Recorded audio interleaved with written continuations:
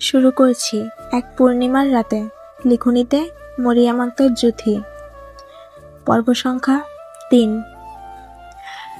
গার্ডরা চলে যেতে ইমরান পুনরায় স্নিগ্ধাকে রেখে আসা রুমে গিয়ে দাঁড়াতে স্নিগ্ধা বলল, আপনি বলেছেন আমি পেপারগুলোতে সাইন করলে আমার পিপিকে নিয়ে আসবেন। আমার পিপি?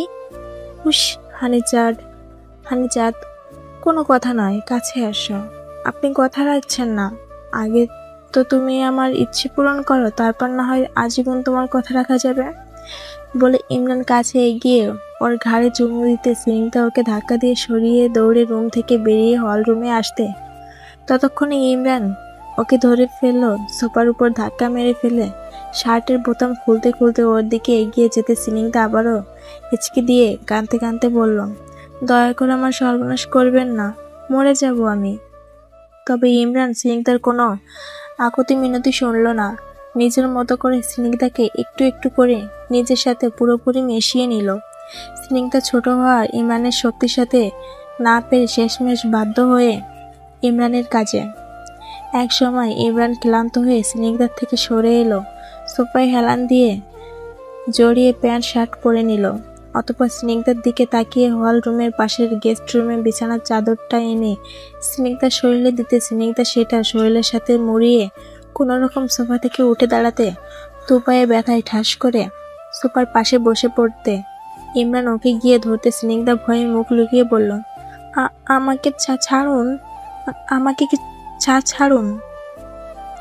স্নিগ্ধাকে অতিরিক্ত ভয় পেতে দেখে ইমরান ওর থেকে সরে এসে সোফায় বসতে ওকে কিছু বলতে নিবে তার আগে ওর ফোনে কল আসতে ফোনটা রিসিভ করতে একজন বডিগার্ড বলল, বস, ওনারাই এসে আমাদের সাথে হাতাহাতি করছে ভিতরে ঢোকার জন্য। আমরা বডিগার্ডের কথা সম্পূর্ণ শেষ হওয়ার আগে ইমরান বলল, হ্যাঁ, তাদের আসতে দাও। ওকে বস, আর যা করতে বলেছিলাম হয়ে গেছে? জি বস। গুড। বেলাল মির্জা, তানিয়া মির্জা বডিগার্ডদের থেকে ছাড়া পেয়ে দ্রুত পায়ে ছুটে বাড়ির মেইন দরজা পেরিয়ে ভিতরে আসতে মেয়েকে চাদর পেঁচিয়ে এক জায়গায় বসে থাকতে ভয়ে কাঁপতে দেখে পরক্ষণে সোফার উপর পায়ের উপর পা তুলে বসে থাকা ইমরানের দিকে তাকিয়ে ওনাদের যা বোঝার ওনারা বুঝে যান। ততক্ষণে তানিয়া মির্জা দৌড়ে মেয়ের কাছে গিয়ে মেয়েকে জড়িয়ে ধরতে বেলাল মির্জা মেয়ের করুণ অবস্থা দেখে বাকরুদ্ধ হয়ে ঠাস করে ওখানে বসে পড়েন। স্নিগ্ধা মাকে পেয়ে যেন এতক্ষণের কান্নাটা আরো বাড়িয়ে দিল। স্নিগ্ধা জোরে জোরে ফুপিয়ে কেঁদে উঠতে তানিয়া মির্জা ক্ষিপ্ত ঘৃণিত কণ্ঠে ইমরানের দিকে তাকিয়ে বললেন, তুমি চাচা হয়ে এইটুকু মেয়েকে কি করে ধর্ষণ করতে পারলে ইমরান? ছি। তারপরের ঘটনা তো আপনারা জানেন। স্নিগ্ধা পুনরায় সেই ভয়ঙ্কর দৃশ্য স্বপ্নে দেখতে পেয়ে ভয়ে ঘুম থেকে লাফিয়ে উঠে বলল, না, আমার সাথে এমনটা করবেন না, আমার পিপি। মেয়ের এমন হঠাৎ চিৎকার শুনে বেলাল মির্জা তানিয়া মির্জা দুজনেরই ঘুম ভেঙে যায়। দ্রুত উঠে বসে মেয়েকে টেনে বুকের সাথে মিশিয়ে তানিয়া মির্জা বলেন, কি হয়েছে মা, এমন ভয় পাচ্ছ কেন? এই তো তোমার মা, সোনা দেখো। আম্মু পিপি। তানিয়া মির্জা মেয়ের মুখে পিপি ডাক শুনে মুহূর্তে ওনার মনে পড়ে যায় মীরার কথা।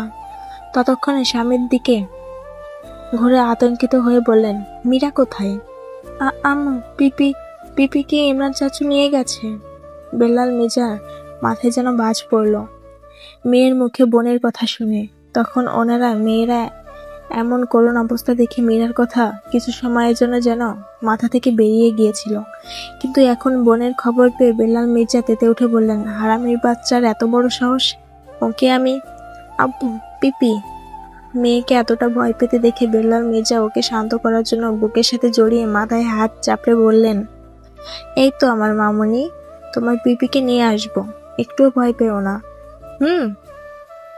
স্নিগ্ধা বাবার বুকে মাথা রেখে ফুপিয়ে কাঁদতে পাশ থেকে তানিয়া মির্জা ওকে টেনে নিজের বুকের মধ্যে নিয়ে বললেন, এই তো আমার মা, আমরা আছি তোমার সাথে, এত ভয় পাচ্ছ কেন তুমি? আম্মু। তখন এতটুকু বলে আরো জোরে ফুপিয়ে উঠতে ওকে শান্ত করার জন্য দুজনেই ওকে আগলে নিলেন। সময়টা মধ্য দুপুর, সূর্যটা ঠিক মাথার উপর। শীতের আবহাওয়া, তাই রোদের তাপটা একটু দুপুর বেলা বেশি থাকে। তবে শীতের রোদ যেমন একটু অন্যরকম প্রশান্তি দেয়। যদিও শীত এখনো পুরোপুরি আসেনি, শুধু আবেশ মাত্র। তবু ভালো লাগাটা যেন অন্যরকম অনুভূতি। কিন্তু এই ভালো লাগাটা যেন মীরার নেই, শাস্তি হয়ে এসেছে। প্রায় ঘন্টা সময় পার হয়ে গেছে, ওর সেন্স এসেছে। সেন্স ফেরার পর একটা গোডাউনের ভিতর হাত পা বাঁধা অবস্থায় চেয়ারে বসে সে কখন থেকে। এমনিতে দুপুর, তার উপর বদ্ধ একটা গোডাউনে সব মিলিয়ে যেন গরমটা একটু বেশি লাগছে ওর। এই মুহূর্তে তার একটু পানি চাই, তাহলে বেশ ভালো লাগবে। তাই গলা ফাটিয়ে তখন থেকে ডেকে যাচ্ছে একটু সাহায্যের জন্য, কিন্তু বাইরে থেকে কোনো সাড়া শব্দ নেই। থাকবে কি করে?